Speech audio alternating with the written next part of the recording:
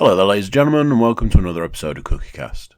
Today on Cookiecast, it's our newest favourite podcast, The Whole Avocado.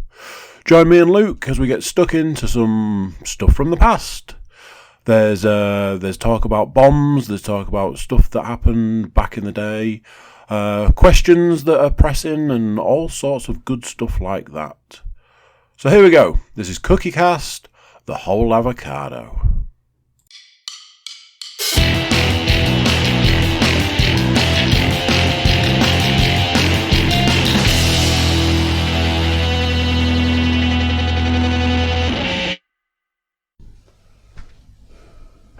Right.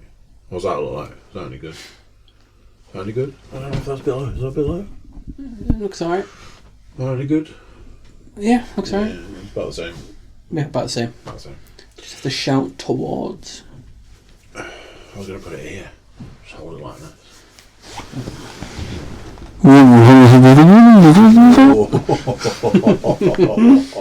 That's going to sound great on the... amazing. Can you back off the mic a bit? I was listening to a podcast last night while I was in the gym, and they were talking about how when they made the third Dark Knight movie, that they had to go back and redub all of Tom Hardy's lines. That's because he sounded ridiculous, and he still does. But he doesn't sound any better in the finished version. It's like, could you not have done it so that we could actually understand what he was saying? But apparently he sounded like Darth Vader originally. And they were like, we want him to sound more like this and less like Darth Vader, so we're going to have to redub everything. It was always a weird choice. You know what I don't like about these superhero movies? I don't like the fact that they kind of tone down these like villains and things. So like Bane, yeah, he was a bit ripped, but he wasn't. It was nothing like what he should have been like. Triples in size, comic book style. No. You know, even that terrible Batman Returns, was it? Made Bane get bigger. Yeah, they actually did a lot of the elements that Bane was. You know, I remember when they announced that Bane was going to be the bad guy in that movie, and people were like, who? Like, Bane? Bane. The only person to have ever beaten Batman. Yeah. You know, that Bane. Never heard of him. Cool, that's going to go well. So then they drummed down the character. Did he even speak in that? No, he didn't. Because he was under Poison Ivy's spell. I never realised that meant that people can talk. Well, maybe he just didn't understand English. Maybe with him being Latino. Yeah, South American or something. Yeah, exactly.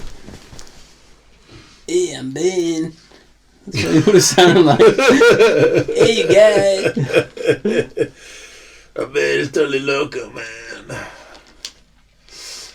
Well, we should get the racism out of the way. Oh, yeah, we can edit that out. It wasn't racism, it was just... I mean, if you did I wasn't watching. I was listening to a podcast today, and there's just a bit where it was Bert and his wife were having a conversation, and all of a sudden, just really loud, is Bert's voice going, "Name edited," and then it's just him going, "Don't say Joey's wife's name. Don't say that. He wouldn't want his wife's name." It's like he's obviously gone back and just spoke over the top of the bit where she says the name. It's like, okay, that's an editing technique I'll have to remember for the future. I enjoy the amount of the stories about Bert being a racist. the your mum's house stuff about him being a have you ever listened to the ones where he's on your mum's house and they've cut stuff together? No. He says stuff and he's like, shit, that's going to appear in a clip of me just being massively racist. And he just goes places. He told the story about somebody heckled him about, do you racist jokes, and then afterwards he did a meet and greet, and someone like this big black guy came down and he was like talking to her, and it's like, oh yeah, that was me. But he said like the guy had shouted, it sounded like a white guy. He was like, oh, I did my best white guy impression. And it's like, he's like, I can't go places now. It's like, my agent won't book stuff. It's like, what's this about you being the most racist comic going? Yep. We are going to come to that. What? We are going to come to that. Come to what? Come to the boat crash thing. Oh, right. No. We're going to come to that. Not the It's whole... a monumental time, ladies and gentlemen. A monumental time. I want people to get their calendars out and mark on their calendars. Why is he coming on the show? Oh, can you imagine? But it'd be really weird. But yeah, bring him on. I said to Paul today that because obviously this tour is on now, it's supposedly a world tour, which in theory means he'll come back to the UK. I was like, if he comes back to the UK, obviously they'll go out after the show. You will never drink him under the Might table. be time to come out of retirement. I was like, might just get a little bit of training under the belt and then turn up and be like, right, Bertie, let's find out who the real machine is. A little bit of training, honestly. A little bit, yeah. There's no way you could ever drink that guy under the table.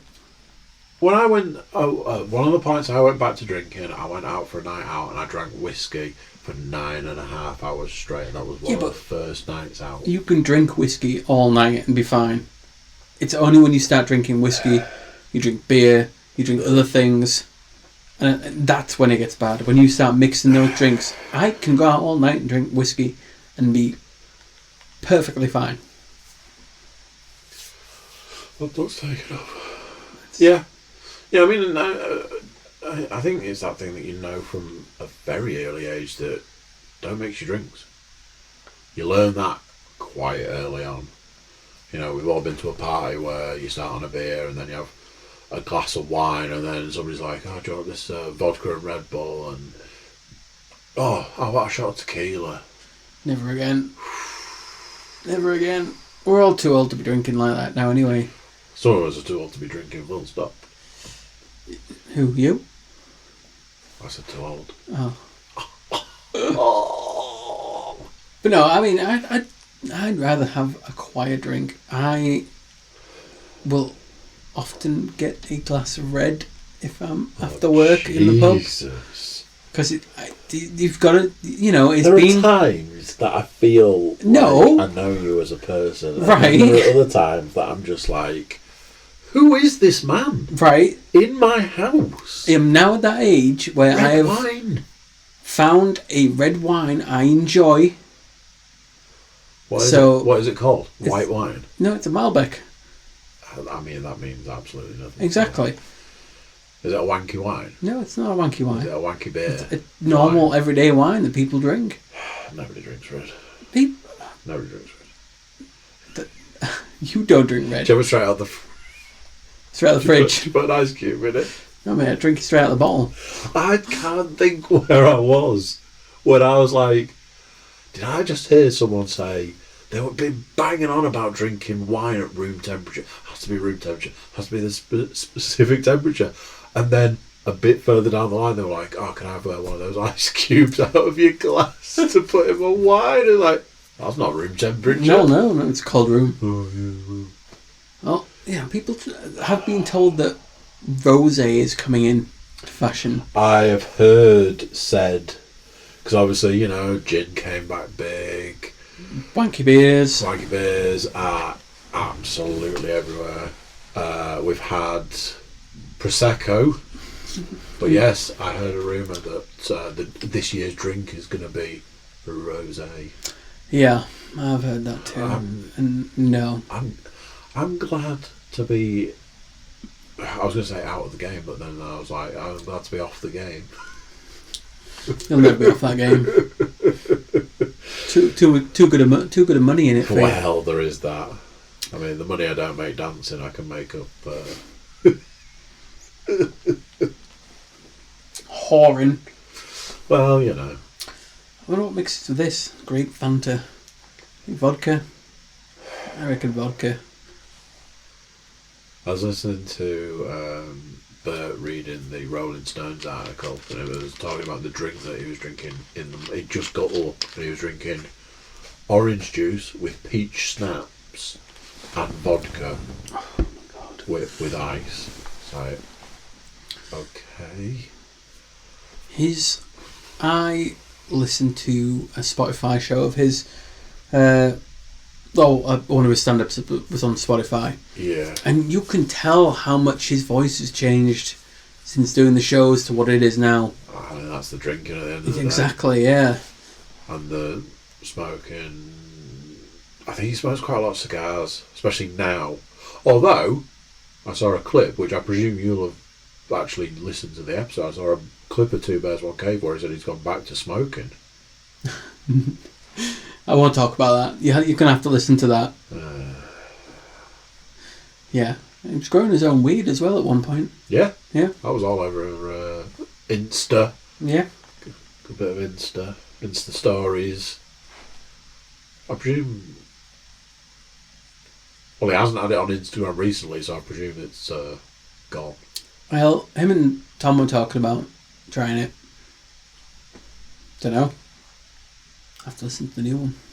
I'll get there eventually. I'm working through my backlog of various different things at the moment.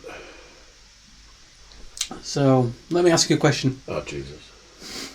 And this is going to relate nicely into what we're probably going to talk about a little bit today. What's today's subject matter? It's not really a subject matter, it's just sharing tales from the past. Tales from beyond. Yeah, I just got a few little bits to I wanted to bring up and talk to you about. Nothing too embarrassing. Just a little bit embarrassing. Giving people a little insight into our younger lives and our old age. Because, we've been through all the schools together. And we went to the same college. Went to the same primary school, the same secondary school, the same college, and we went to the best school of all. School of Hard Knocks? Life. All right. I was going to go Hard Knocks, but I was like, School of Life. Yeah, skip that university one. Yeah. Just think, if you'd gone to university, you'd be in big old debt right now. More so. University was never on the cards for me. I think I just got tired of learning. Tired of being in a classroom environment. Biggest shock for me was you hear stories I remember being at primary school and hearing stories about secondary school, and people wanted to scare you, and it's that the first week you're there, it was kind of like what would be considered hazing. You were told that that's what was going to happen. Yeah.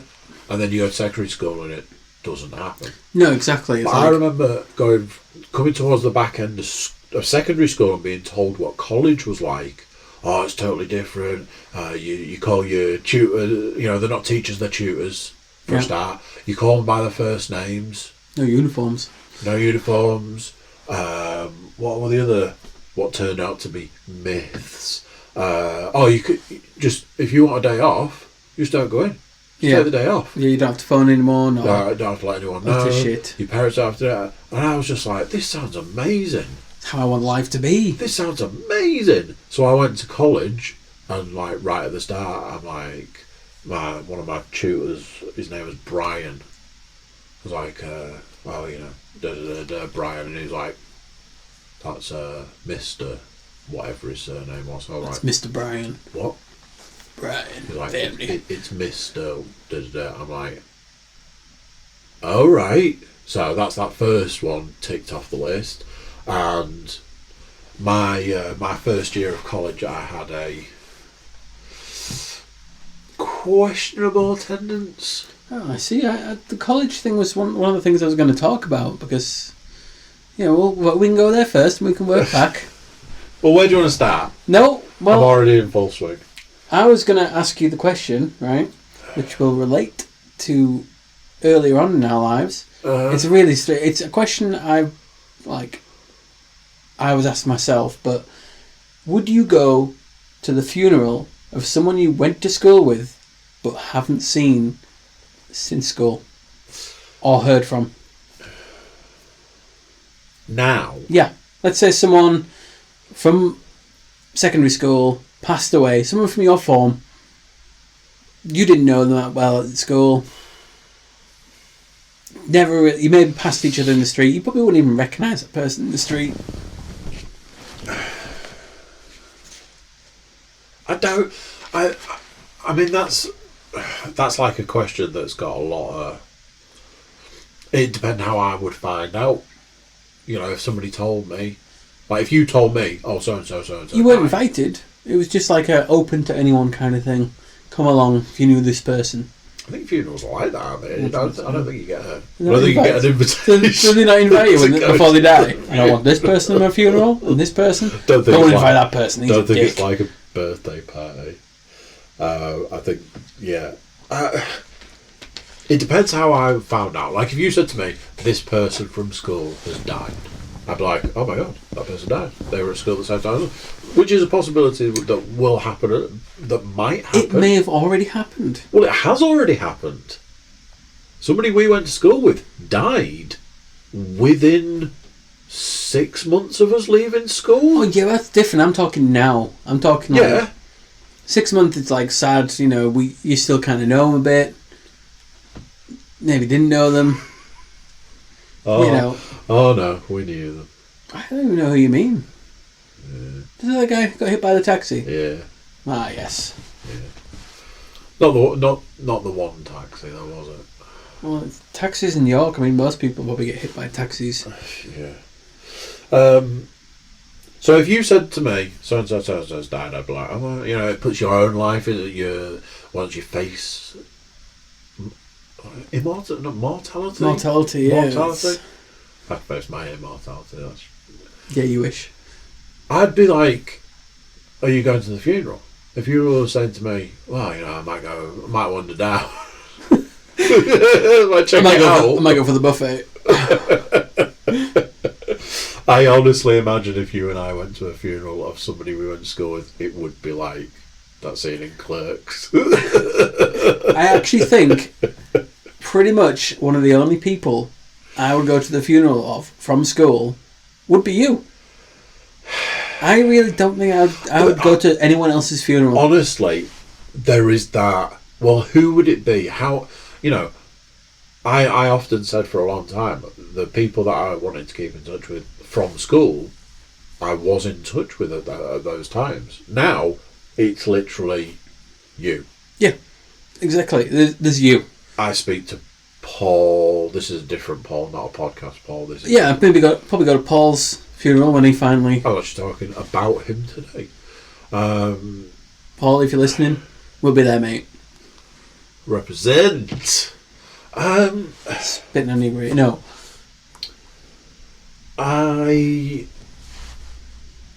It would be a series of situations.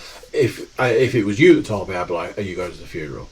And if you said, yeah, you know, I'll go and pay him my respects, I'd be like, I'll come with you.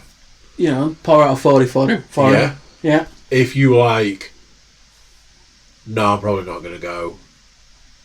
I'm probably not going to go on my own. No, but, you know, you've got like... And you could take any amount of people for emotional support. But at this point in time, would you need an emotional support to go to a funeral of somebody that you knew 24 years ago? You know, that you've not had any contact I think with? Thinking about it, maybe like there's maybe a couple more people. I was saying that there's probably a couple of people. I don't know. I'd get. But end of the day, I've not spoken to them in a long time. I probably wouldn't even find out it's their funeral. There's the odd person that I will bump into in town. Like, oh yeah, all right, how you doing? People that we went to primary and secondary school with. There are people that I often think, what happened? I'm thinking like, who? I'm like, what happened to X person? I think about certain people a lot. I'm like, what happened to that person? Because they sort of disappeared.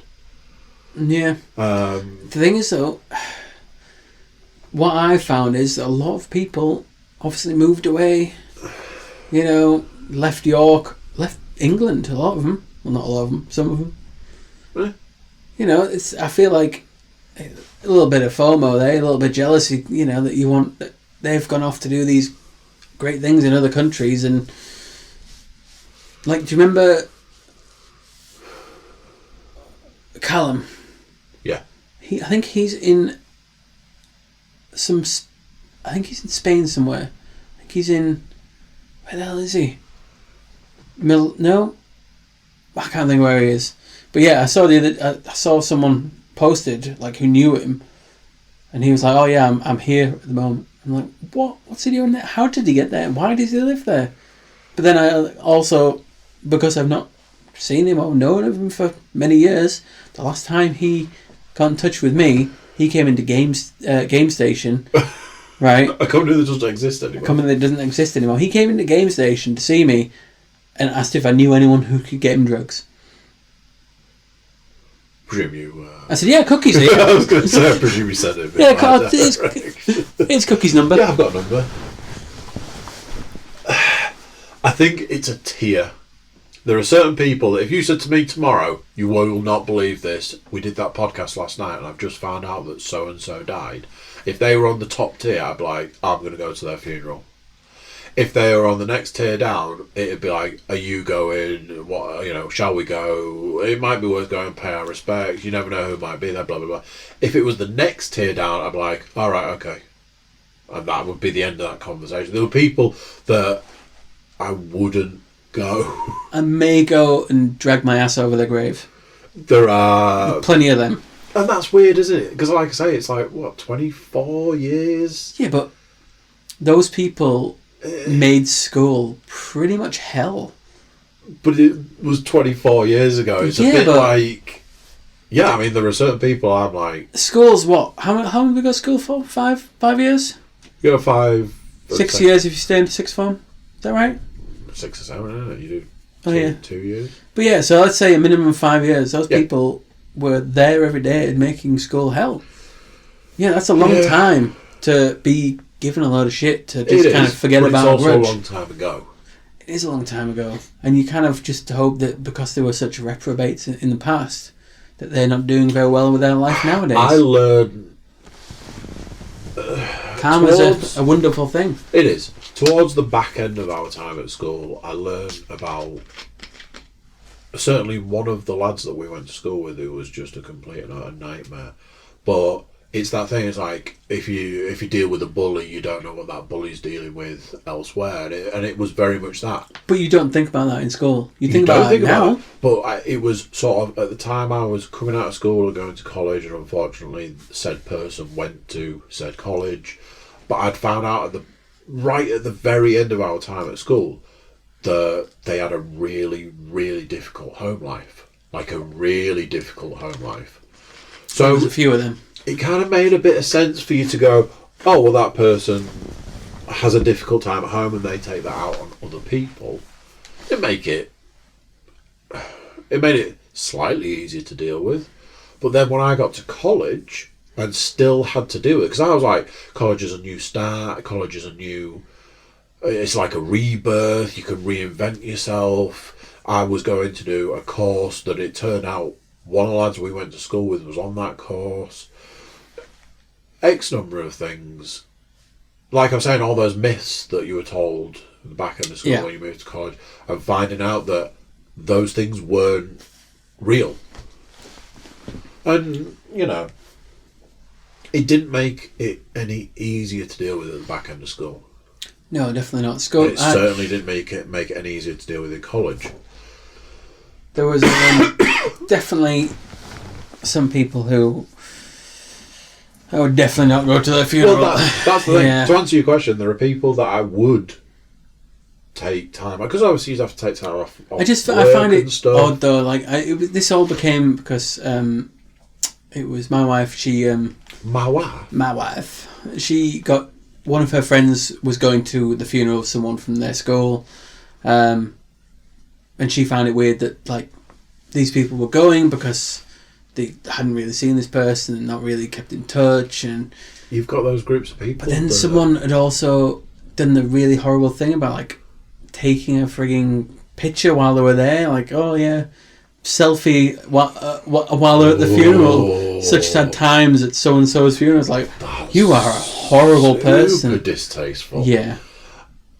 I think because you get those people that don't move on. School was their absolute everything. They were like top of the food chain at school, and then they leave school and go into the outside world, and that all of that stuff no longer applies.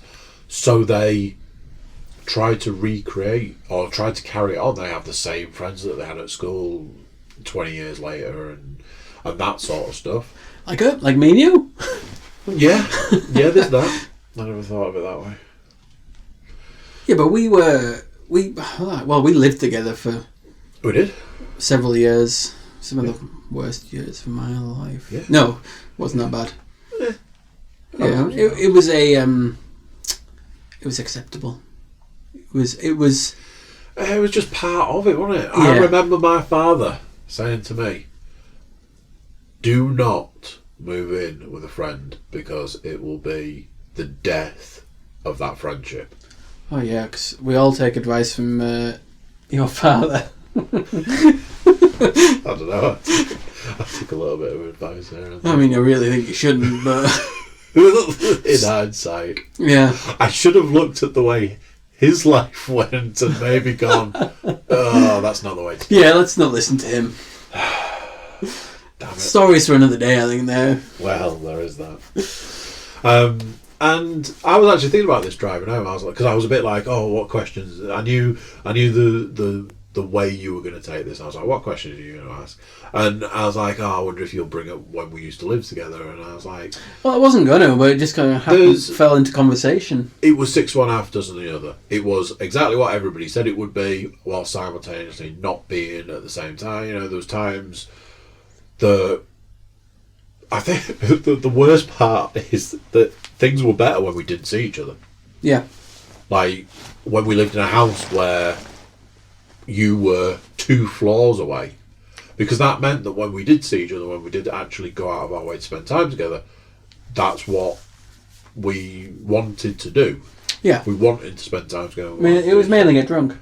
Mainly, yeah. I still remember that those 2 Christmases on the bounce when me, you and Paul sat in the again, not podcast Paul, me, you and Paul sat in the living room in that house. The upstairs living room. And just drank whiskey. Yeah. And absolutely hammered a bottle. Yeah. And just, it started out as like just a bit of a random chat and turned into just slagging each other off for 3 hours or something. Do we still do that? With less booze? That's just men, isn't it? Men's way of showing affection is to abuse each other. Yeah. Best way. But yeah, so I wasn't going to bring up the living together. It was, it was obviously a time in our lives It was where... a thing. Yeah, it was a necessity rather than anything else. It was, we couldn't have lived on our own, like separately. We didn't have jobs that paid enough to be able to live in our own like places. We had to share. I often think back to the point in time when I was earning like a third or a quarter of what I'm earning now, or earned at another point in time, but I had so much more money than I have now.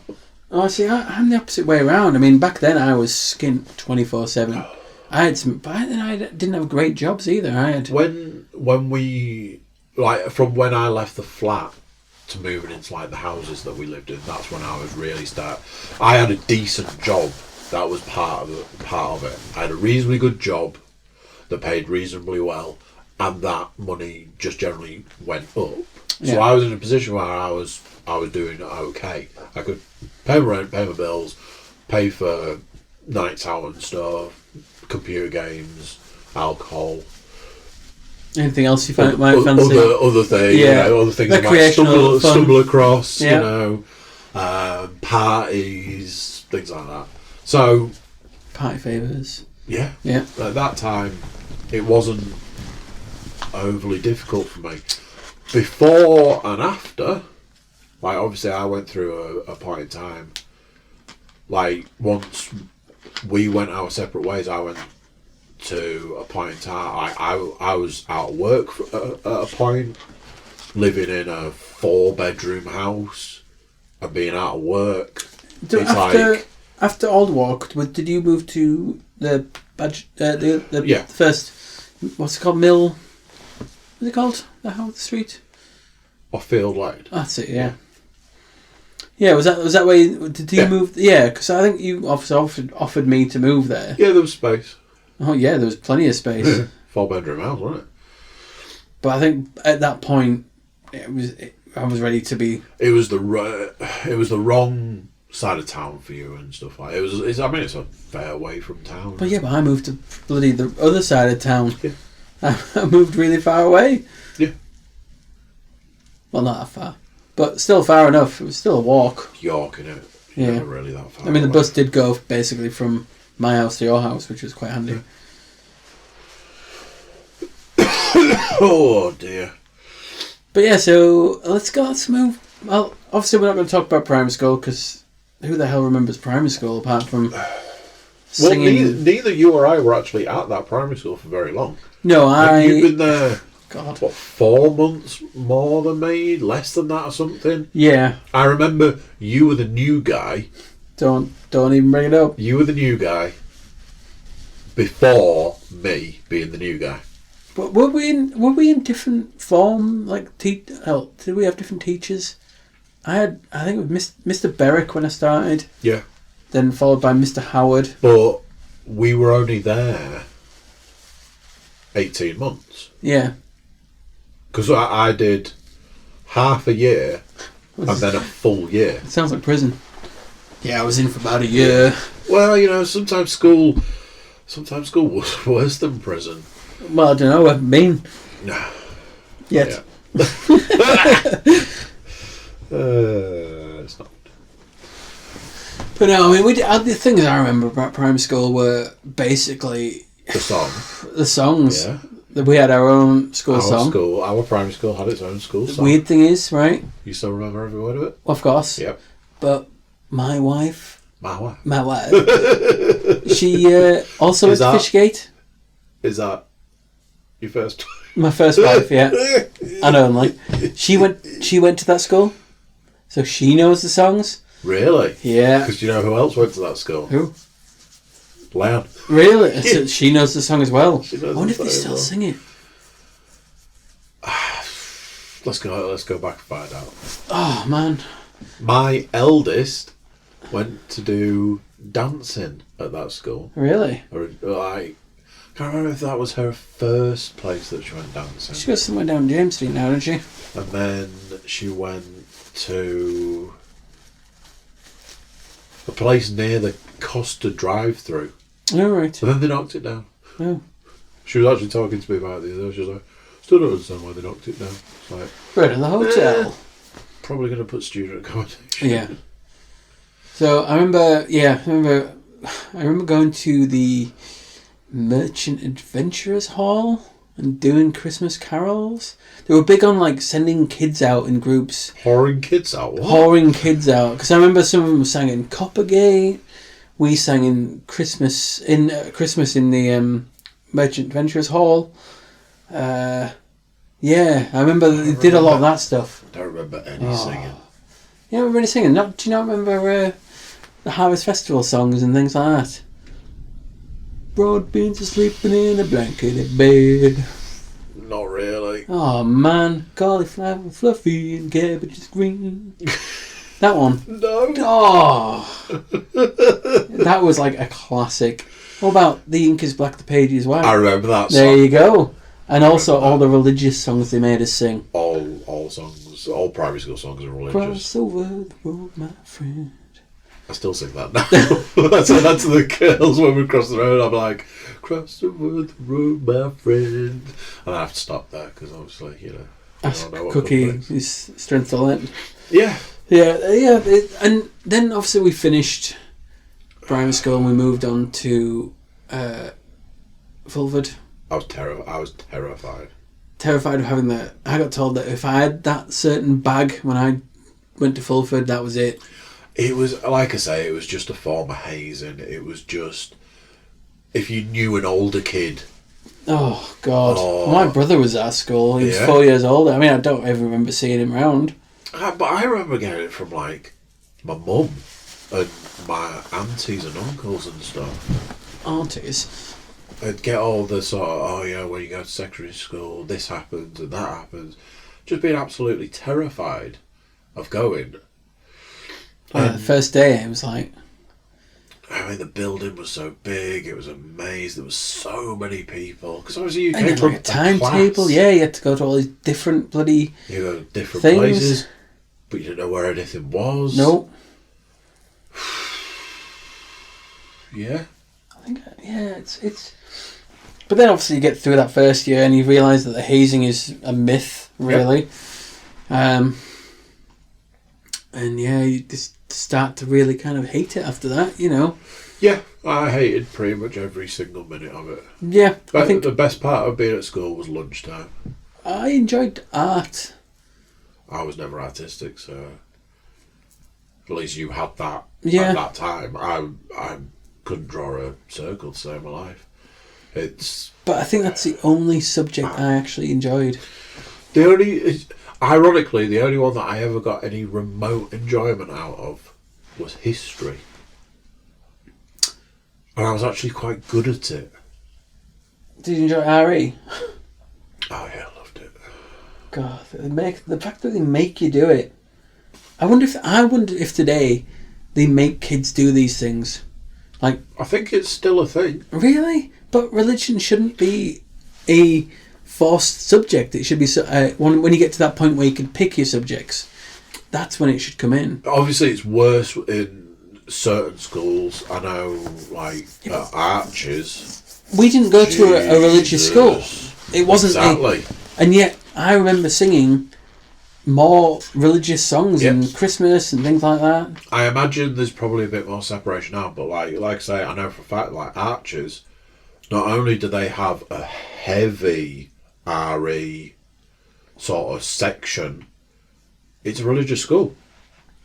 So they have like, was it like pastors and stuff, and like it's just COA heavy on the religion, which I always found hugely offensive. It's weird, isn't it? And yet nowadays, you know, I'm not a believer in anything like that, really. Nope. More of a spiritual person than anything else, you know. I've never had any time for it. I actually, you know, that thing where you find out somebody. It's worse when you find out it's somebody you've known for a while. You find out that they're deeply religious, and you're like, oh, and yeah. I look at them differently from that point. I look at them like, oh, you know, I can't expect you to have. I actually don't think I can think of anyone that is that.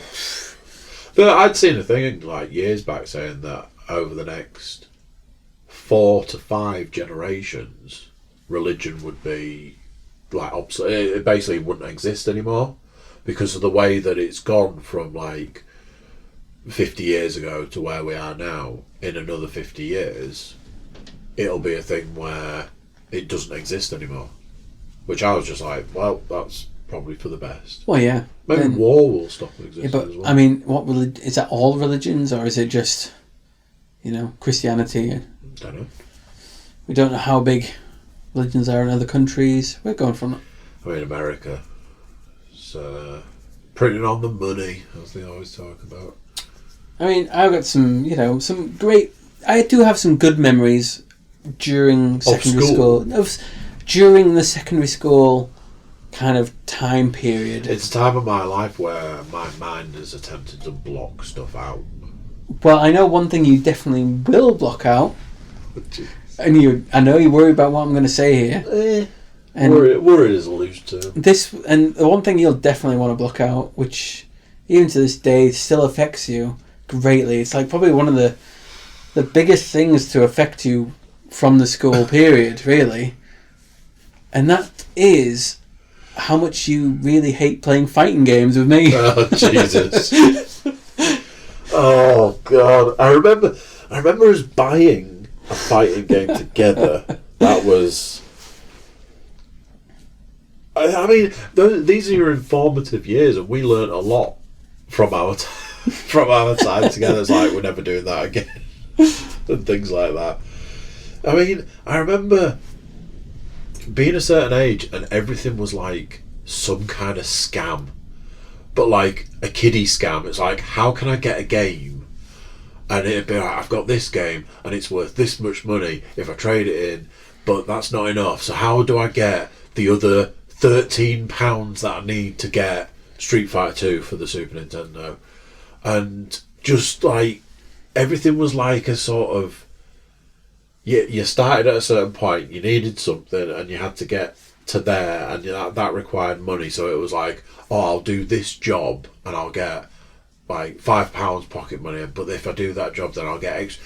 It was all that sort of stuff.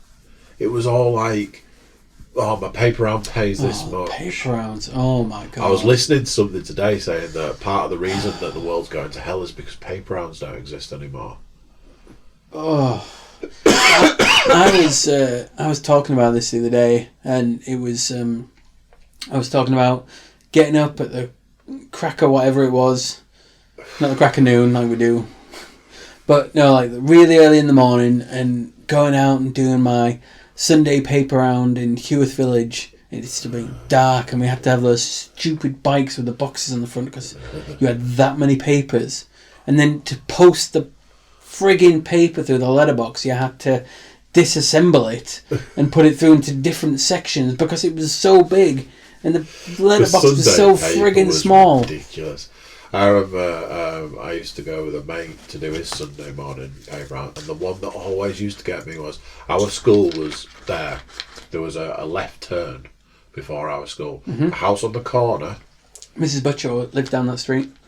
You had to angle the newspaper because this was a house that would complain if you didn't push the newspaper through the letterbox. Yeah. You had to angle it at a certain angle because they had a basket. Yeah. Yeah. Reason for that? Dog. Because they had a dog. Yeah. That used to shred absolutely everything. So we'd be like, well, you can't get the newspaper in the basket thing. Yeah. So we'd like, oh, you leave it sticking out. No, you got into trouble for that.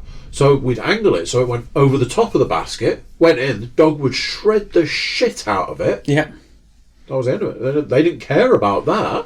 It's like, why are you paying for a newspaper for the dog to just shred it? I remember when I used to stay at Oz, like whatever, at weekend and stuff, and you did the paper round on the morning. And I remember going in there one day with you, and they were like, oh, we're one man short. Can you obviously know this area, you've been with Cookie a few times. Can you do it? And I was like, yeah, alright then. Fucked it up so much. So many people didn't get the right paper. I obviously didn't know that area very well. I remember going, because the newsagents that worked out, it was just there's a lot of character building involved in doing a paper round. I know nowadays. I know the reason that there aren't paper rounds nowadays. Probably that's health and safety as well. Don't carry those giant bags around. Child abduction. It was child slavery. Yeah, you were carrying stuff that weighed far more than anybody, especially somebody who was growing, should have been carrying. But I remember getting back to the going to pick the papers up one day. Because I had a afternoon paper round 6 days a week. Yeah. And I remember going, and the guy that owned the newsagent, he was just a nightmare. He's just always looking for stuff to complain about. And he was like, oh, yesterday you didn't deliver a paper to this house. And I was like, absolutely did. I've been doing that paper. I had the biggest paper round. I'd worked my way up to it. I've been doing it for like 18 months or something. I was like, I absolutely did, because I know where I'm going, I know what I'm doing, I don't even need the sheet anymore and all this. And he like, we just got into this argument, and I left. I went to that house, knocked on the door, I was like, hi, I've been told that you didn't get your paper yesterday. They were like, we did get our paper yesterday. I was like, cool, can you ring the newsagents and tell them that you definitely got your newspaper? I was like, because I was just sick and tired of there always being something to dock your wages by. Yeah, it was constant. And then, because at the end of the day, this was back in a time when I can't imagine the employment laws around the newspaper delivery boy union was all that great. I don't think employment laws in general were no. Mate, I was working at New Earth Comics on a weekend in the Davygate Centre when I was 16. Yeah. They didn't care. I was 16 working there 2 days a week. I got fired though because I broke the photocopier, and I was really shit at the job because I was 16. That's kind of how it goes. You know. But I remember a time when it was, what job you had or what paper round you were doing or how much, and it was all about how much money you could earn. At that time it was, £14 a week for having the biggest paper round was an absolute fortune. Yeah. 14, 15, maybe not towards the 16 sort of area, but at that time. But you planned everything out. You planned around that £14.75 or whatever, and how far that could get you through life at that time. Important skills that kids of these days won't ever learn. Well, exactly. It's I don't really know anyone of do these kids work, or do they just get given money nowadays? No, they expect to have absolutely everything handed to them. Yeah. I mean, for us, this kind of brings me up to another little thing I was going to mention. Do you remember, someone getting hold of that illegal copy of a VHS? For me, there was that copy of Natural Born Killers that used to go do the rounds, and it was the worst copy anyone could ever see. And everyone was like, "Oh yeah, I've got this great movie. It's not banned in this country." Yeah. And that went around everyone. Everyone got that. And then there was that one guy who, anything you lent him, he copied. And it's talking about the quality. And it was because it would ruin the original. Well, yeah, and I remember getting one of my, I think it was an anime tape back, Project Eiko. Yeah, it was always anime. And he had a fucking bit of sellotape around the bottom of the VHS so you could copy it. Yeah. What a prick. What a prick. It annoyed me so much he was copying them. He didn't ask. No. Didn't ask. He could have accidentally taped over it by covering that thing. True. But like I say, everything in those days was like some kind of weird scam. It was a child scam. It was, borrow something from someone to copy it, then do something with it the other side of that. I did a child scam. I was a king of a child scam once. And I think you may remember it. Depends which one. Hey, I was really good at them. Yeah, you were. So I remember I swapped, because it was always swapping as well, wasn't it? There wasn't buying things off your mates. It was swapping for other shit. Yep. And I swapped a big load of random crap with Ollie for a load of retro Star Wars figures. And then, I'm not the only one that remembers that.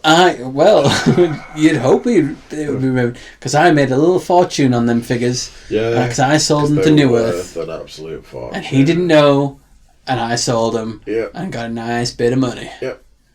But that's what I mean. Everything was that.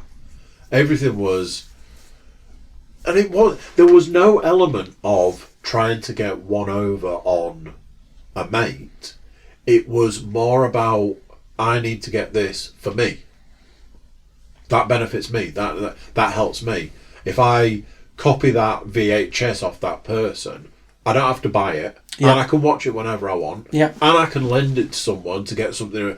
And I was thinking about it today. I was like, how it was like a constant kind of underage scams that, when we're talking about VHS tapes that are completely worthless now, having the fortune that was £14 a week, getting a whopping £5 pocket money, and how could I turn that £5 into a computer game? And what other jobs could you do? What other jobs could you do? Oh, I'll do this. I'll tidy my bedroom every day for the next 3 weeks. Cut the grass. I'll cut the grass. Oh, yeah. And I always got the same thing. That's what you get your pocket money for. It's like, exactly. But I'll do extra. Yeah. So there was always something going on. Yeah, but that's just being a kid, though, isn't it? Well, yeah, that's grifting. Yeah, but is that still the case now? It gets you ready for life. I mean, it's always, that's the thing. You always want more money. You always got to think about how you get more money. First you get the money. It's just nowadays, all the things you can think about to get more money are usually illegal. I'm going to sell drugs. I was listening to a podcast today that had Joey Diaz on, and he was like saying that like there was a time in his life, like in his, I think it's like his 20s and his 30s, where his biggest goal in life was to get 2 kilos of coke and basically sell those 2 kilos to make the money to make like a coke empire, and that's how he was going to start his coke empire. And that was that was his dream. That was his goal in life. It's a good dream to have. It's good money in drugs. I hear there's reasonable money in the drugs. Yeah, it's just, once you get caught, no point in that. So, what else do I remember at school? The good things. The good? Yeah. I mean, I'm struggling. Apparently you've got a list. Well, yeah, exactly. It's not all this. Toasties and chips. Man, yeah. That was something I enjoyed. Bottle stop. Toasties and, Toasties and chips. That's something I enjoyed at school. Yeah. But I used to enjoy, like, sneaking out at lunchtime, Again! Another scam! Yeah, but eventually I got a pass that let me out. But yeah, we used to sneak out and go to the shop. But originally, that was another scam. But no, that's what you had to do as a kid. That is expected. Rite of passage. Exactly. And then you got caught, and then you had to have that conversation with whichever parent and basically say, look, school's here, house is here, I can get out of school, home, and back to school, in half an hour, and we get an hour for lunch. Yeah, and which we did. We used to go to your house. Yeah, we did. On a lunchtime. I used to kick your ass at Street Fighter 2. Yep. And you'd just be sat in that corner in Street Fighter 2, getting your ass kicked, like, always. Yeah. And then we'd head back via the shop, maybe. Yeah. And head back to school. Get some sports mixture. And, some midget gems. And it was always those, do you remember those chewing gum bar things you used to get from the ice cream man after school? Yeah. Bubble King? No. Double? No. Tropical Fruit Bubblicious. Some Skittles.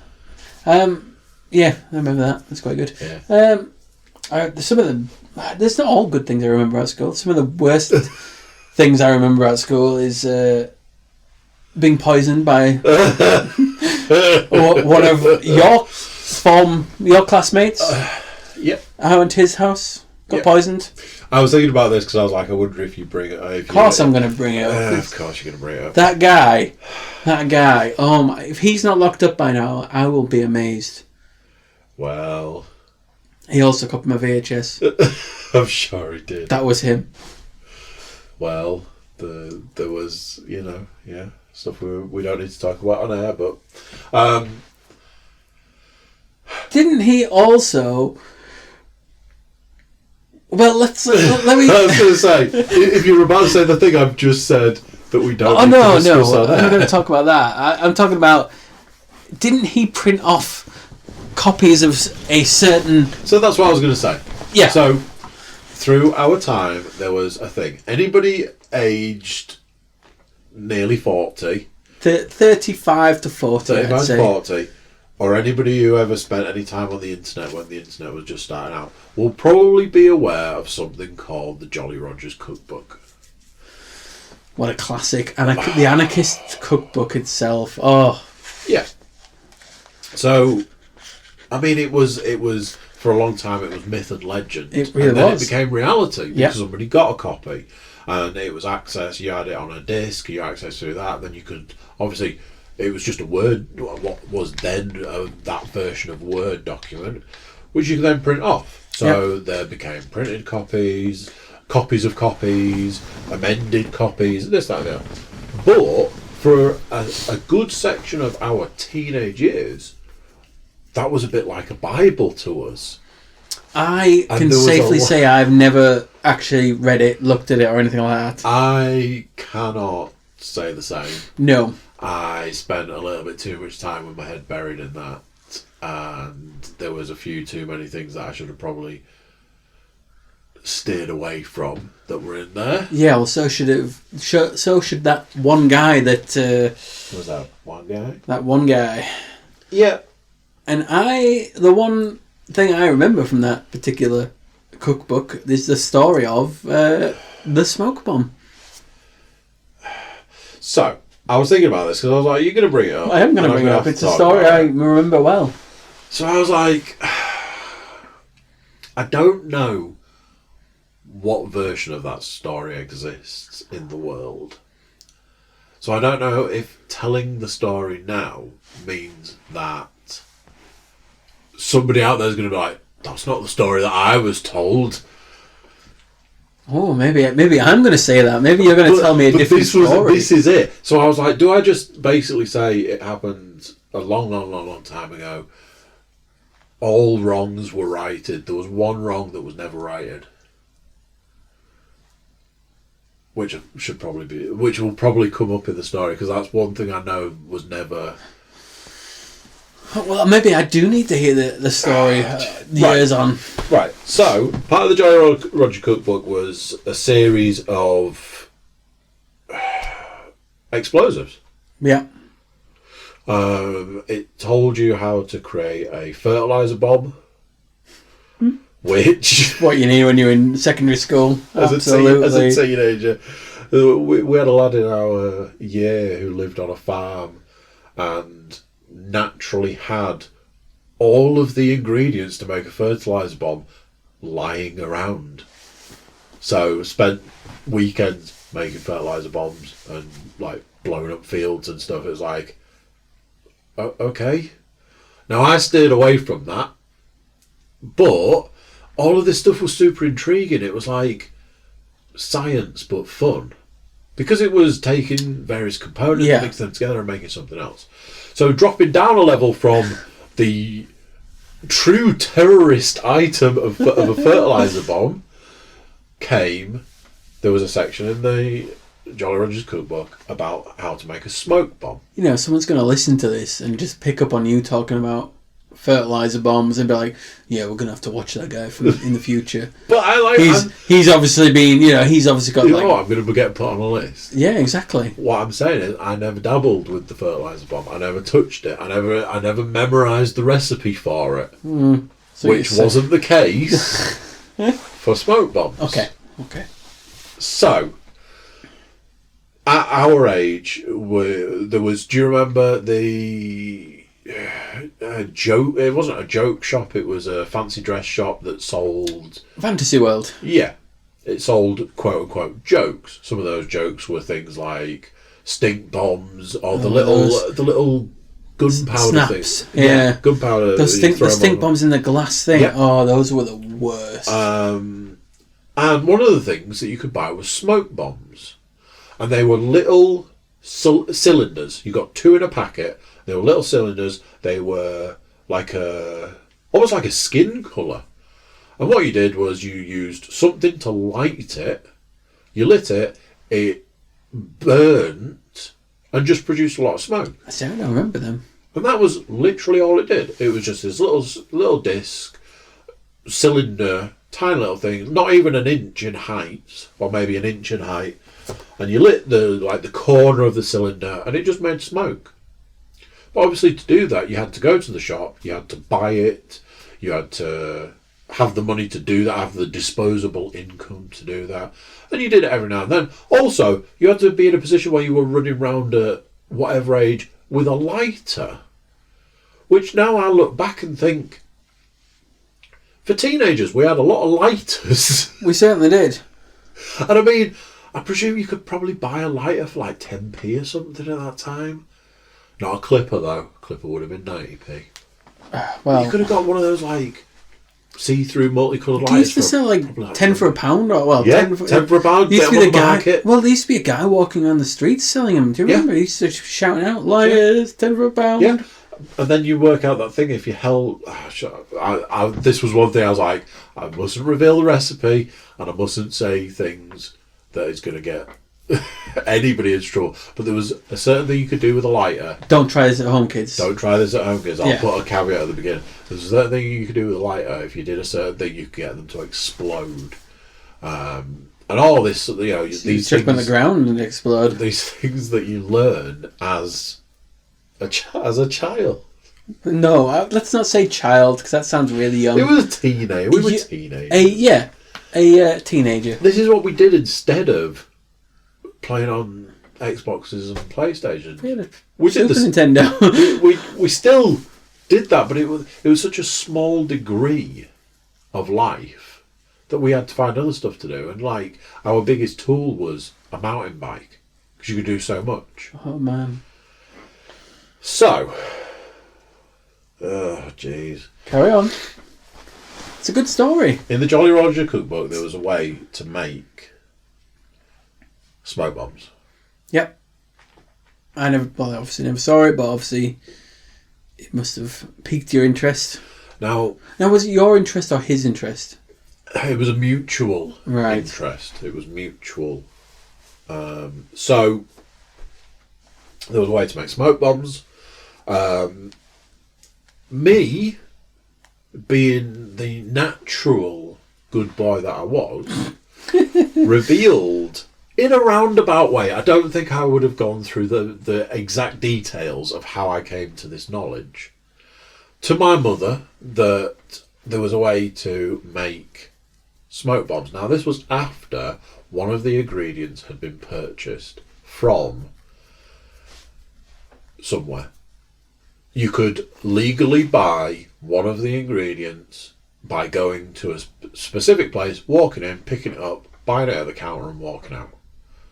I'm really intrigued. What? I really want to know the ingredient. I will tell you off air what that ingredient was. Aww. The other ingredients, one, or it was just the other ingredient, is a household item. Probably like bleach or something, I'm guessing. Not even that. Oh, really? Not even that. So, being the good boy that I was, rather than doing what was initially suggested, which was to do it behind parents' backs, yeah, I went to my mother and I was like, oh, there's this thing that we can do where we combine this and this, which we already have one and the other one's a household item. You mix them together, you put a bit of heat to them, you mix it makes this thing, and then you light it and it's a smoke bomb. My mother, to give her dues, which is something I very rarely do, was like, okay, but you've got to do it supervised and you have to do it under like safety sort of stuff. So basically the way it boiled down was to do a tiny little bit, yep, to put those to make a tiny little one, to test it, and then that was that done. And it was even like, use this piece of tin foil to put it on, and then put it there, and then light it, and then be a safe distance. Nice. So there was an afternoon, got the 2 ingredients, or 3 ingredients. Part of me thinks there was 3 ingredients. That sounds like 3. I can't remember what the third It's not ingredient. a mixed drink, it's more of a cocktail. Yeah. Yeah. So we got a pan, we got the ingredients, put heat to it. The ingredients mixed together and formed this like, I can't even think how to describe it. Like, it looked like a stone. Yeah. So we whilst it was hot, poured it onto tin foil, let it set, which didn't take very long. Took it outside, lit the corner, and it made a load of smoke. And we were like, that is cool as fuck. Just so happened that my mother was going out that night.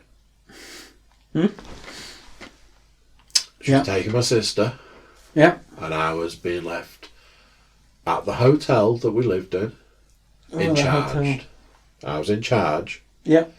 So whilst my co-conspirator was leaving, he was like, so we're going to make some more of that then, yeah? I was like, yeah.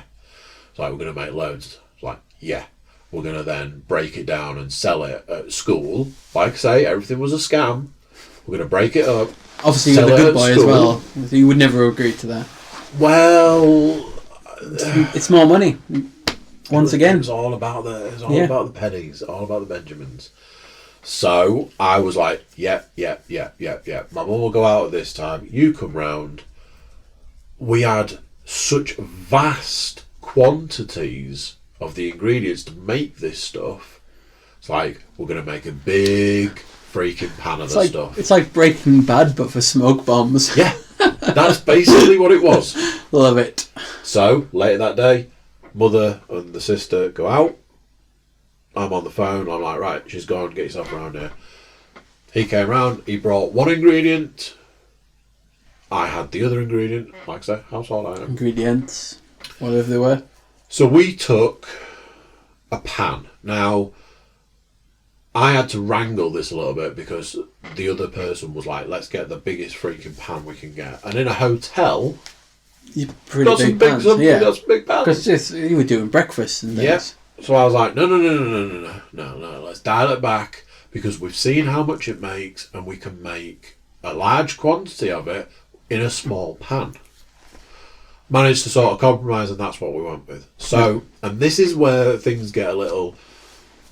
There was a particular pan that my mother used to use to make boiled eggs. It was this tiny little pan. She'd had it for 1,000,000 years, and it was the boiled egg pan. So we used that. It was small. It was about... I love a boiler. It was like this big, which for, since there's no video, that makes no sense. 8 inches in diameter, sort of thing, and whatever so it is, deep, yeah. and it was old and all this, but it was a firm favourite. So we put the ingredients in the pan. We added heat to it. So we were like, we wanted to get it done quick. So rather than leaving the heat on low like you were supposed to, we cranked the heat right up to get it done faster in case anything happened. Yeah. Oh, and yeah, she came back early. Or... That's what we were trying to avoid. Yeah. So, there was no mobile phones, no texting, none of that in those days. No. And it wasn't like she was going to pick the phone up from her friend's house to ring the hotel to tell me she was coming home. She would just come home. So we were like, let's get this done. Where'd she go on the Priory? No, I think she'd gone to... She had gone to Priory. I see Pam. Yeah. So... The heat's going. The heat's on. The thing's going and going and going. And it was literally at the back end of the process. The whole thing had solidified. It was pretty much ready to rock and roll. There was a tiny, and I cannot stress this enough, a tiny... when someone says a pinhead? Yeah. Like a draw, not a drawing pin, like a little, like if you had a cork board, not little drawing pins, but like a pin that has like a coloured... Oh, yeah. The coloured end, it was literally that big. Like a little drop of it. Just a tiny little bit. Yeah. Was up towards the lip of the pan. Now, the way this whole thing worked, it worked on a chain reaction. You lit the edge, and it worked its way across whatever the substance, whatever the quantity was, right, producing smoke. And I watched it in slow motion. A flame from the hob went up the side of the pan and caught this pinhead size piece of what we were making on a pan full of this stuff. Fucking hell. And it went. And I watched it go. And initially I was like, that's probably not great, but it's high enough up and it's far enough away from the rest that it'll just burn itself out. That isn't what happened. It set the whole pan alight. There was 6-foot flames and sparks, and because there was debris left from when it burned, there was stuff left.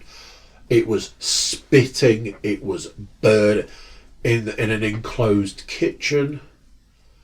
Can I just point out, this is the story I heard. Yeah, there is no change in this story. I know there's a bit that I don't think was ever revealed about this story. Oh, is it going to be revealed today? Yeah. Oh, I'm getting out there. So I pick the pan up, and all I can think is shit. I need to get this outside because it's going to burn the hotel down. Good thinking, though. Yeah. Good fair play to you. I run to the back door Now I'm using 2 hands to hold a small pan handle. I get to the back door, which had multiple locks and bolts and things on it, but which weren't usually locked and bolted. It just had a load. But it had a Yale lock, which often was locked, and a turn handle. That's a 2-handed job. Yeah. This thing is shooting 6-foot flames out of it, and I'm holding it with 2 hands. And I get to the door, and I go, uh-oh. Shit. This is the point that I then realise that the debris that's flying out of the pan is going all up my arms. So, essentially, my arms were being burnt by this thing. Yeah.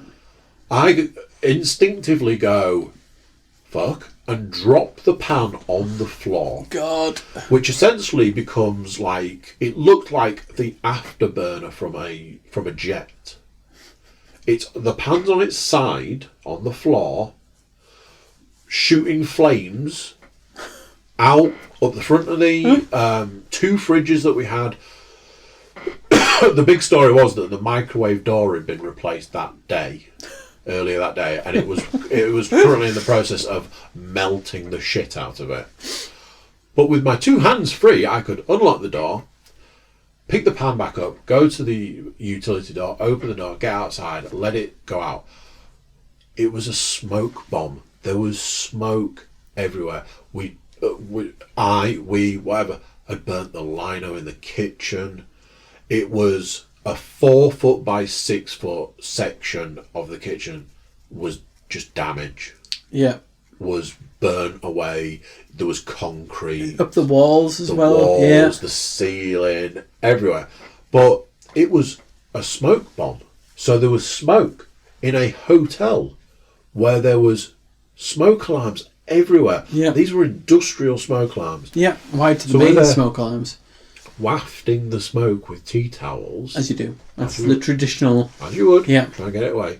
But there was like out in the corridors of the hotel and stuff. There was guests in the hotel. People in the rooms that will have been not necessarily trying to sleep, but trying to not deal with smoke alarms going off.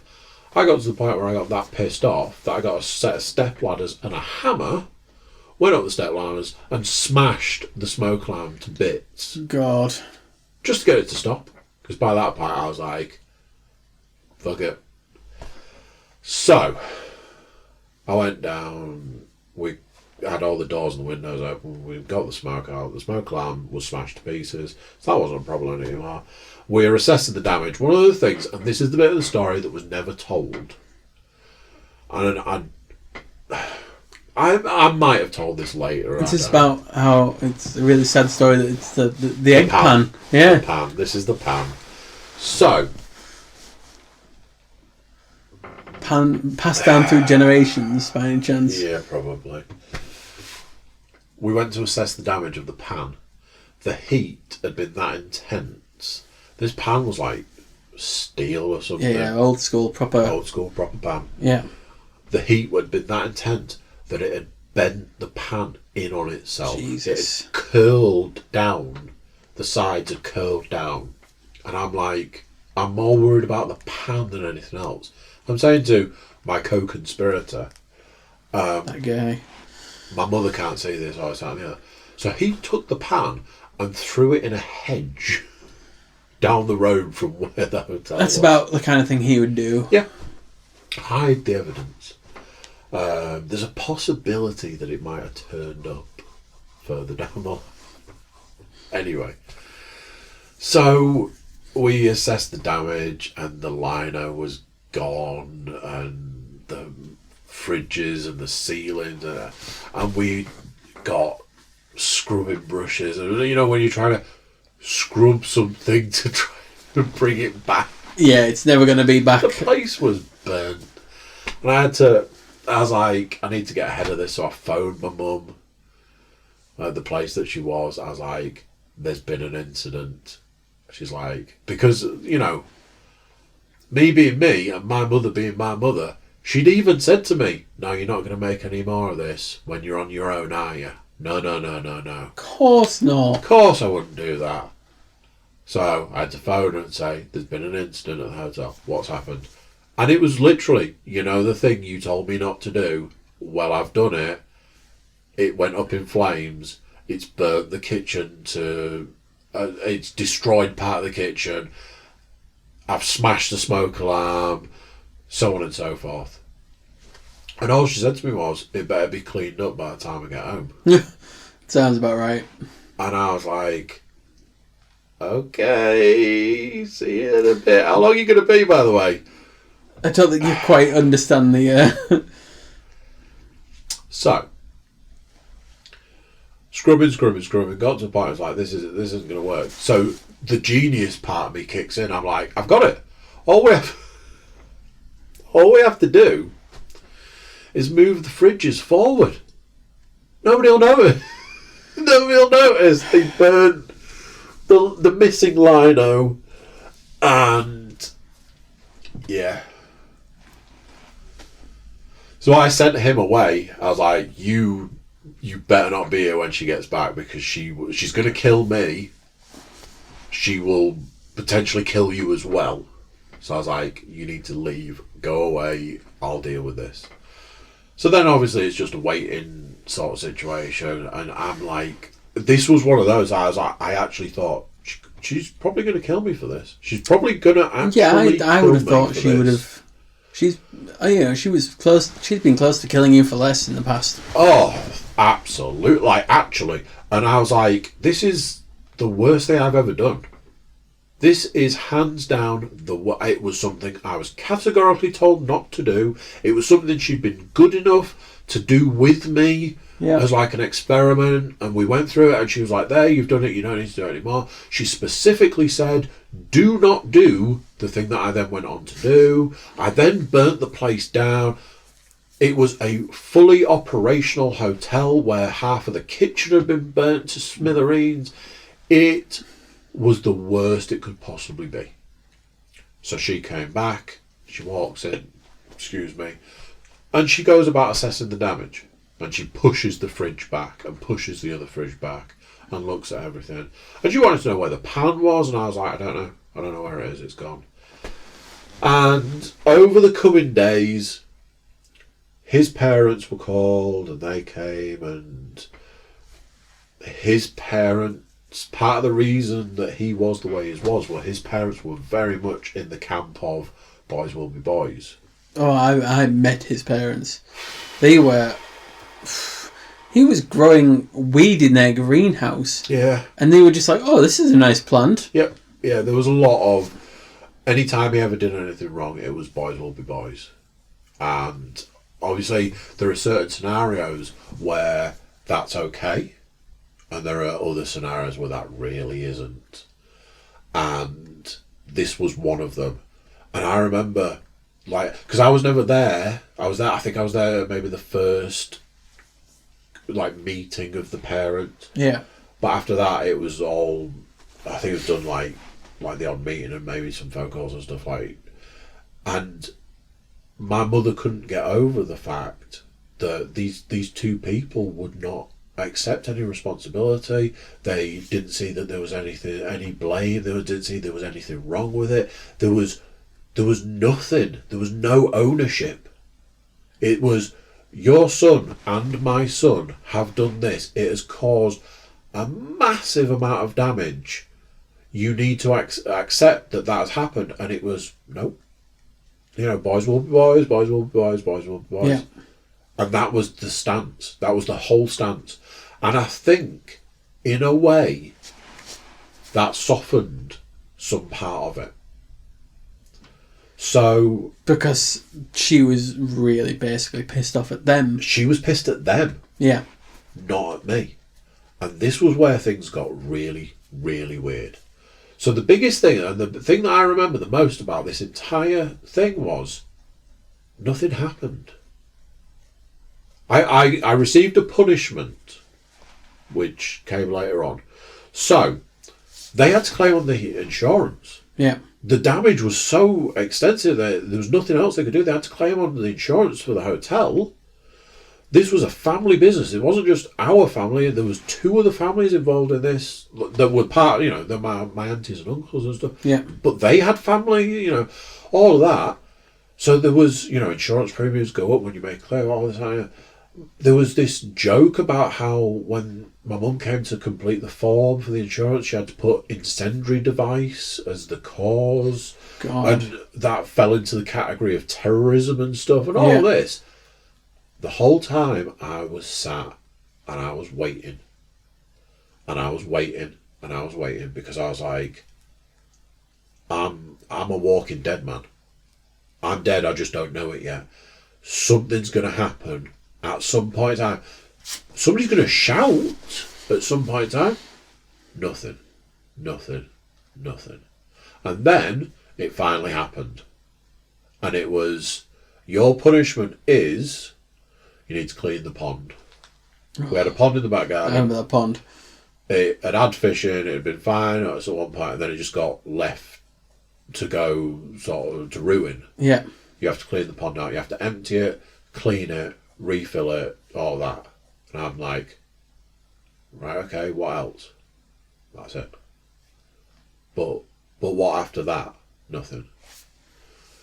And I will say, at the age of nearly 40, to this day, I still don't actually really truly understand what happened in that time. I know that they claimed on the insurance, and I know that they got the money to pay to repair stuff. I remember the line things got put back to normal. I know that her interaction with the other person's parents, like I've already said, softened the blow, because she got the opportunity to see that he was the way he was because he was allowed to be that way. Yeah, I was... my whole thing as a child was I was so easily led. Like, if somebody said, you know the phrase of, if so-and-so told you to jump off a bridge, would you? And you're supposed to say no. I'd probably have been like, maybe if it looked fun. Yeah. Or maybe if they told me to. I was like that. I was so easily led at that age. It was just a, let's do this. So that is the big story. Is the big story. I would say that's like one of the biggest stories from your secondary school. It's pretty big.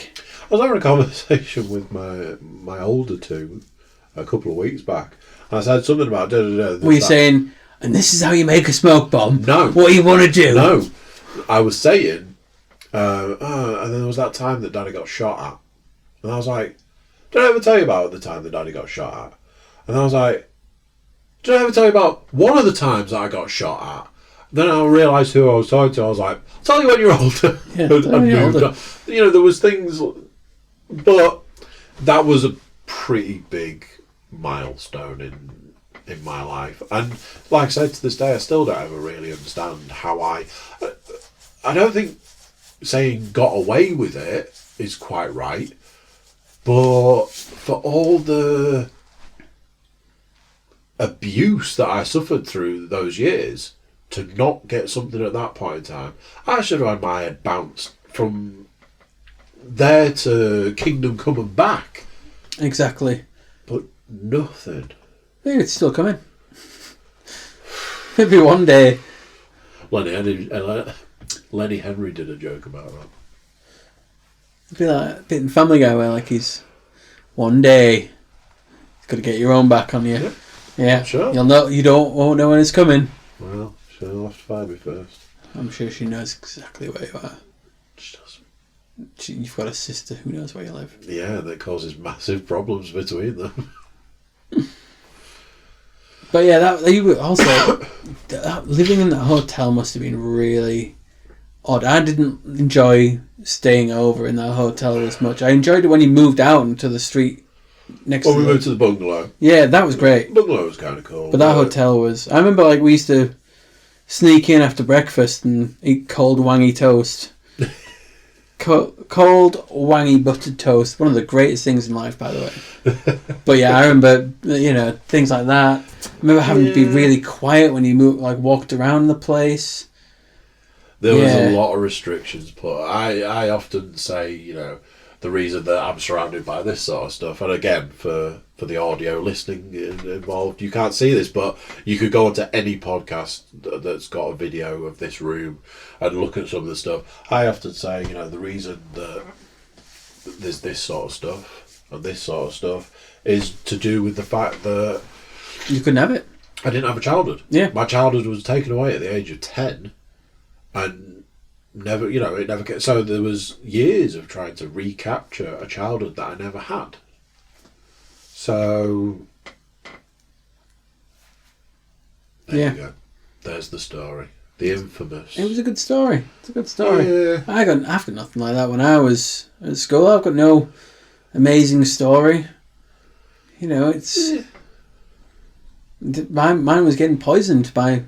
You did get poisoned. I'm pretty sure... Same person, but I'm pretty sure that the whole recipe for what he poisoned me with came from the same... Yeah, and that was the thing. That's why I was saying about it when you were saying about being poisoned, because that's where that recipe came from. It was a nicotine solution. Which, going back and talking about... I've spoken about it at various points in time, and everybody I've spoken to about it too has gone, they could have died. Yeah, exactly. And this was the thing. When you say you were poisoned, and it's like, it's kind of like, this sounds awful, but it's kind of like a jolly way of saying things. Oh, I was poisoned.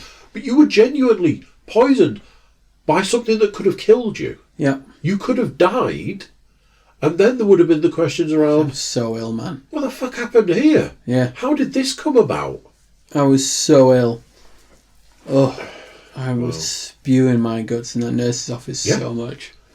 But there was a reason for it. You'd been poisoned with something that could have killed you. Oh, school. I remember... school, you fickle bitch. I hate it. Yeah, me too. I used to have detention every week. And you know how many times I went to detention? 0. That was the thing. 0. And you know what? I had all these detentions and never enforced any of them. Well, exactly. Oh, but then I got into trouble for that. Yeah, I got in trouble once. And they're like, why haven't you been going to detention? Nobody made me go. Yeah, I didn't want to. I had that whole thing. It's like, you've had 47 detentions from one subject. English. Mine was geography. I got 18 from English. Why haven't you been to any of them? Well, nobody. Like, when I didn't go to the first one and nothing happened, I was like, sweet, beat the system. Yeah. Like, well, you've got a cumulative number. We're of on it now. Yeah. You've got 63 detentions, so you're gonna do something a little different. But yeah, it's like. Yeah, I never went. I used to sign, when I had English as like the last lesson of the day, I'd sign myself out at lunchtime to go to the dentist. Or something like that. So I got a doctor's appointment. Because you could just sign yourself out and say you had a dentist appointment or whatever. And I'd just bugger off and have a look around town and things and not go back to school. And just miss English. Because it was shit. I hated that subject. Yeah, like I say, there wasn't a lot of subjects that I enjoyed. Other than history. Which I didn't do as a subject. So then, we used to hang out at that bungalow, and that was the bungalow where Paul got really drunk and walked home in his pants. Not Paul, podcast Paul, but... Podcast Paul, no, different Paul. But yeah, that was one of the memories I have of that place. Yeah, I fell asleep in somebody's garden. He was asleep in your bath. Yeah. Oh, he was naked in the bath. He was naked in the bath. But he was at least in his pants in one of my neighbour's gardens. Wasn't that like the last day of school? It was one of the last days of school. Yeah. We were having a end of exam party. And once again, your mum let us... Yeah. Again, one of the few times that my mum was actually... She probably regrets all these things. Because I remember... Because I wasn't drunk. And I remember apologising profusely. I don't think I was drunk. And she was like... I think the only person that was drunk by that point was Paul. Yeah. And she was just like, you don't need to apologise. It's funny. Who came to that thing? Aptus? Everybody. No, you say everybody. Everybody from our circle bunch of rejects. So there's about 10 people at most, if that. Yeah. Yeah. They were a bunch of rejects. Yeah, but we were the biggest group in the school by the end of it. True. The geek will inherit the earth. Yeah. It's true stuff. And then, we used to hang out when you moved to Clifton Moor. Yeah. Yeah. And that was... I enjoyed staying over there. It was a decent house because you know what I enjoyed about staying out of that house. Late night. I say late night. Late night runs to Tesco's. Mate, that was... we used to think we were so badass. We were so freaking gangster. Used Trench coats. Walk out to Tesco's. 4 o'clock in the morning. It was not 4 o'clock in the morning. It was like probably 11 o'clock at night at the latest. No way. Because when you think about like it now, that was late for us. It's like, oh yeah, you're going to go out to Tesco's, going to go hit it up at... I don't know, because I'd reached a point at that time where I'd started doing the staying up late because I had less restrictions around. Like, I didn't need to go to school. No. Like, I'd finished school by the time I moved to that house. So it was more college. By a certain point of being in college, I was barely turning up. Yeah. So there was less and less of a need to go to bed. So my sleep pattern started becoming reversed. But yeah, it was, we were proper gangsters. Milkshake from Burger King. Get a milkshake, get a 15p Swiss roll. Oh yeah, a 15p Swiss roll. Freaking amazing. Oh God. Discovering that was like, I could get a whole Swiss roll. When I say a whole Swiss roll, it was like 6 inches. And it was... I don't imagine it was in any way good. It's standard food. I'm not saying good for you, because obviously... Man, that was great. It was 15p. But then that was the whole thing about, like, it was back when we used to cycle everywhere. Yep. I mean, ever since primary school, I was made to cycle. Yep. So, we did obviously that cycling proficiency. Yep. But yeah, I used to live fucking ages away from school, and I had to cycle no matter what the weather. Yep. Again, rain, snow, everything. Like, that hardens you to stuff. Yeah, definitely. When you were in a situation where you had no choice how you transported yourself somewhere, you just got on and did it. I mean, obviously, when college came along, I mainly got the bus. Because there was a bus that went from home. I got to a point where I used to walk. It was 7.5 miles. Everyone had bloody scooters. And I used to walk. I always wished I was one of those guys who had a scooter. But then they were all dicks anyway. It seemed like it was perpetually winter when we were in college. Yeah, it did seem that way. I remember cycling a few times and it was a right hill. Yeah. That Taddy Road, just gradual incline. I've done it a few times since. And then the mount. Yeah. Yeah. Coming back was great. Yeah. But going there, no. Yeah, I hated trying to get up that hill. What did you do at college? Motor vehicle. So how's that working out for you later in life? Yeah, great. Yeah, what did I do? Public services. How's that working out for me? Public service announcement. Yeah, so I was learned all how to be like a copper and how to be a scumbag. Yeah, or in the army, on whatever, all the different forces. How's that working out for me? Oh yeah, great. Wasn't a big friggin' waste of time at all. I mean, college was largely a waste of time because I did a year. It had been a lie. Did you do a year? I did more than a year. Yeah, I did 2 years. I got that. By the end of it, I was like, I'm done. I am done. And I do not want. And that was the issue, because I went to college expecting a different experience, and if it had been the experience that I was told it was supposed to be, it would have been different for me. I'd have actually gone and I would have attended. If it had been the way I was told it was supposed to be, you call your tutors by the first names. You don't have to. You can not go if you don't want to, because you were considered an adult and all this and the other. But you weren't considered an adult. You were 16 when you started, so you weren't an adult. And I was like, right, I'm going to take a day off college because I don't want to go today. Because you still had to phone in though. Whatever it was, and they had to phone to that front desk. You had to do all of that. Next thing, my head of the course tutor is telling me that he's been on the phone to my mother, and I'm like, well, what for? Yeah. Oh, you didn't turn up for 3 days. I'm like, and what's that to do with her? Yeah. Oh, well, that's the policy, this, that, and then I'm like, that's not the way it was told to me. And that's what I said to her. I was under the impression that going to college was going to be different than going to school. Why am I doing this if it's just school plus? Yeah, because literally it's school. There was literally no different. There was no difference. It was Mr. This, Sir That, that side of it. Yeah. Yes, there was less time that you had to be there, but you had to be there. You had to do lessons. I went to do motor vehicle, which I worked on the principle would be you had your head under the bonnet of a car trying to work out how to fix it. Nope. 60% of it was spent in a classroom. Yeah.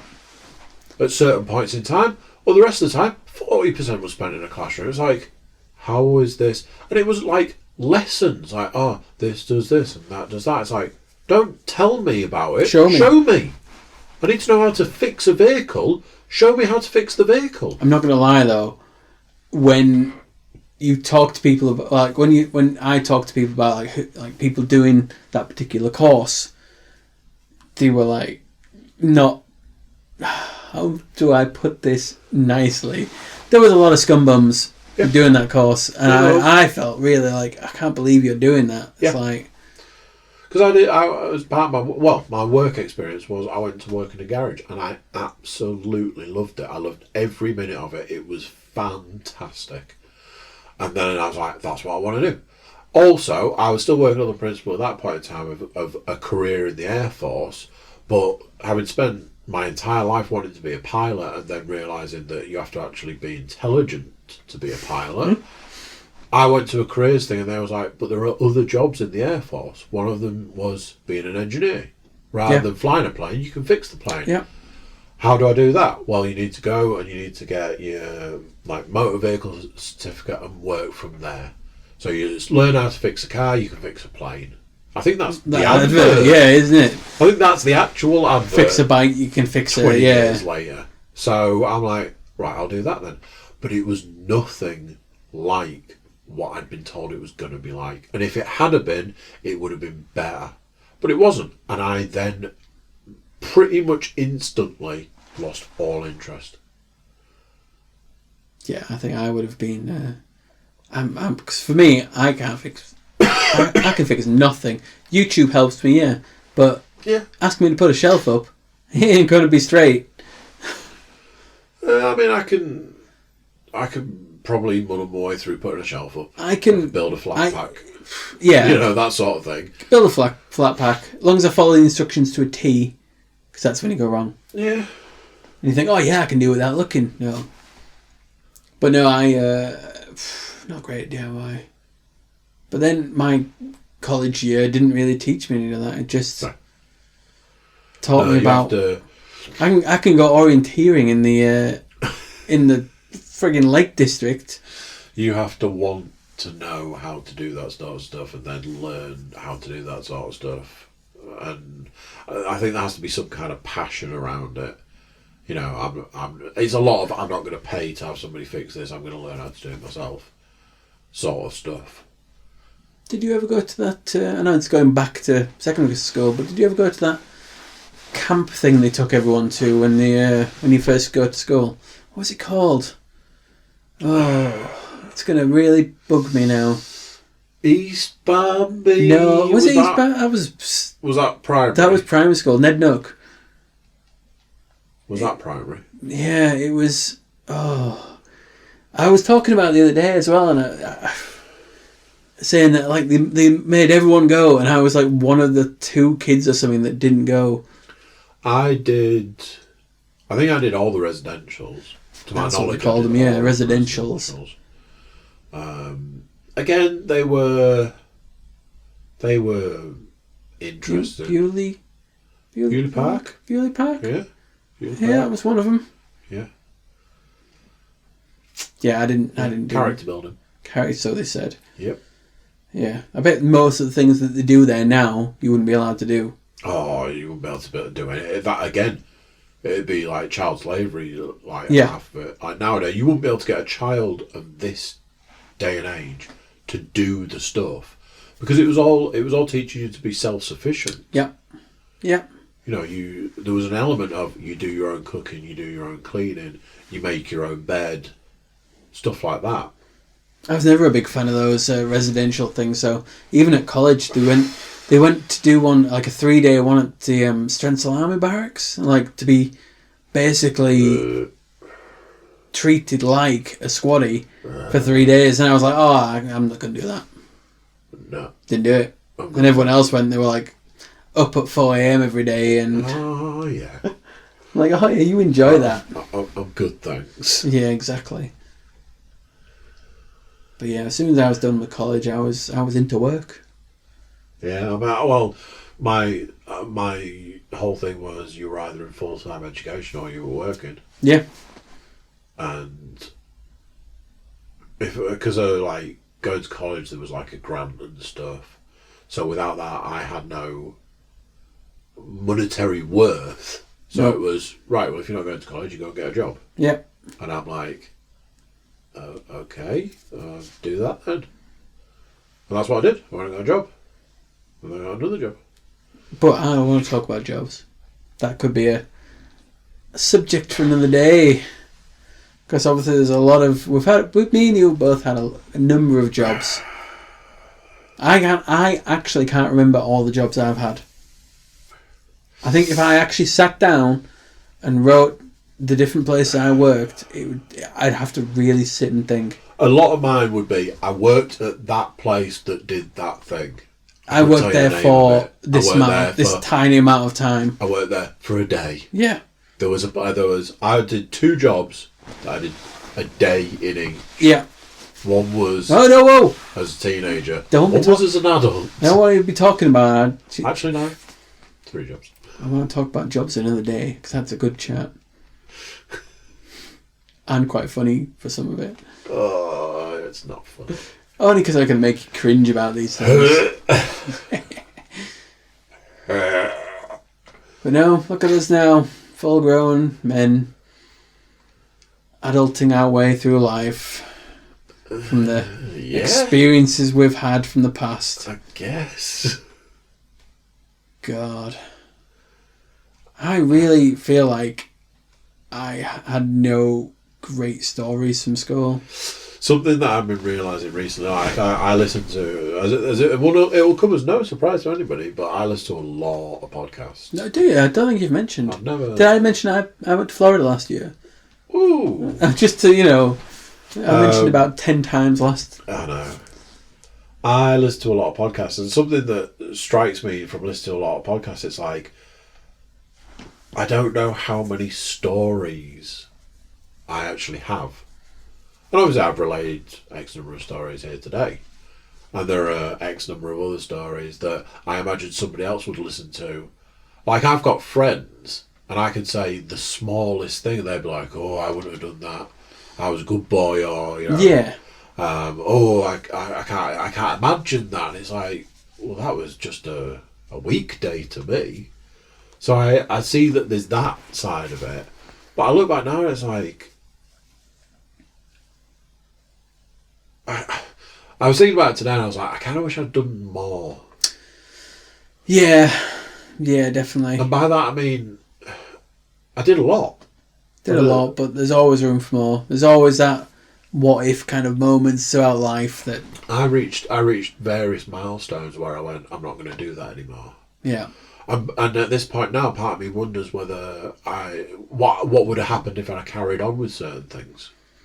Yeah, I mean, it's that whole thing of like, this is one thing. If there is something when you die, like an afterlife thing, I would just like a whole actually no, this is a better one. Let's say you remember that episode of Futurama, Professor Farnsworth, What If Machine? Think longer. Think longer, yeah. That's what would have happened if I made I would like, when I die, just to sit there with a What If machine and just be like what if I went in this direction in my life? I'd like to see that fork.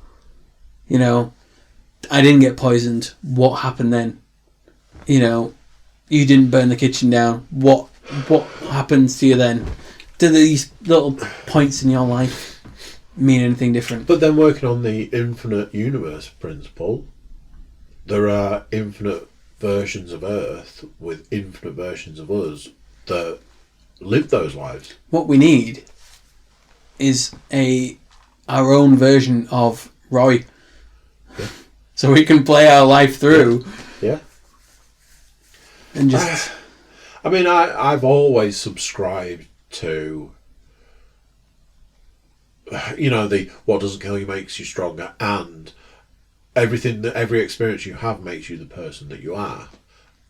Including the bad stuff. Yeah. The bad stuff makes you a certain way. You can't just have good stuff all your life. It wouldn't. You would be. It'd be boring. It would be boring.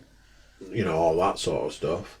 And I think the people that we look at and go, oh, that person's had nothing but good, like famous people, people that you look at and think that person appears or seems to have had a reasonably good life. I'm sure if you asked them, they'd be like, oh my. They definitely, they've always got like a, that backstory, the origin story is always going to be a hard one, but.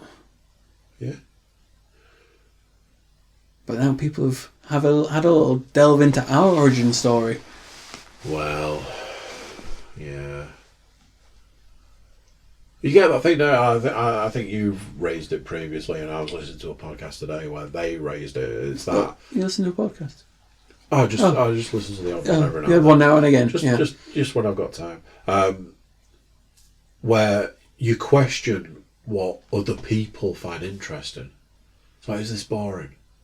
I said to you, like, who the hell's going to want to listen to this? You're like, is it interesting? It's like, somebody out there is going to look at it and go, my God, what full lives they've lived. Or the other way around. Like, we look at other people and go, my God, look at what full lives they've lived. Or they're going to go, what the hell are these guys talking about? Yeah. Why am I listening to these two talking about their life that no one's going to know anything about? But that's just the thing. We all have the choice to turn stuff off. I was listening to a podcast today where I got so far, I was like, I might turn this off because this is not doing it for me. I ultimately ended up listening to the whole thing. But there was a point where I was like, this isn't what I really wanted from this. Maybe this isn't the podcast for me. Mm. Stick to what you know. But I stuck with it and got through it. Yeah. I soldiered on. Well, have you got anything else on your list? No, I'm done. I have covered all my list. I don't even know how long we've been going on for. Well, I can tell you. Oh, it's a very long time. How long? 1 3/4 hours. Wow, it's flown by. I know. I was like, when I first looked, I was like, oh, it's half an hour. And now it's... Yeah, it's absolutely fine. This way you've not hit record. It's not... The thing you have to worry about is not the not playing and pressing record. I've done it before where you have... Like when you do certain things for audio recording, you have to basically tell it where to take the audio from. My laptop has a built-in microphone. Oh, so it's sometimes... Is truly awful for recording a podcast. Yeah. So it's when I feel like that's what the last few have been for you, though. You set it off running and it's like, okay, it's recording because you can see the blue line going up and down, but it's not taking the audio from where it should be, and when you play it back, it's like, that's completely unusable. I've had podcasts where I've had to go back to the person and be like, so, yep, that podcast was unusable. If you go back into the football podcast archives, there's one that I think it was like season 119, and in brackets it's B, because when I went to transfer the audio and the video files over, the computer was like, oh, I don't know what the hard drive is, I don't know what to do with it. And I was like, what are you on about? And I unplugged it, and then the message was like, do not unplug the hard drive, it's in use. And I'm like, those messages don't mean anything. They don't mean Plugged anything. it back in and the folder was empty. Yeah. It was like, oh shit. Yeah. I had to get Panas to come and re-record the football podcast, which he did, whilst I was trying to recover the data, which I did. Oh. So I ended up with 2 podcasts. I'm like, I'll upload them both. 2 for the price of 1. Yeah. But yeah, there are elements that you certainly don't want. There's a lot of pitfalls, which I've been through quite a few. Well, there we go. That was another one in the bag. Another one done. Another one in the bag. Another week gone. There we go. What's next on your list? I've got mine tomorrow. I've got another week of it. I'm in the thick of it this week. I've got mine tomorrow. I've got football on Thursday, and I'm off to see JK on Friday. Get them games done. Can you make sure the sound quality is better this time? No. Oh. I don't think so. I don't know if the new equipment will have arrived by then. Very good. Wonderful stuff. Well, as always, thank you to you for making the journey. You walked here in the screaming wind. I like a walk. At least it wasn't snowing like it was this morning. It's good for the old legs. Good for the bones. Yeah.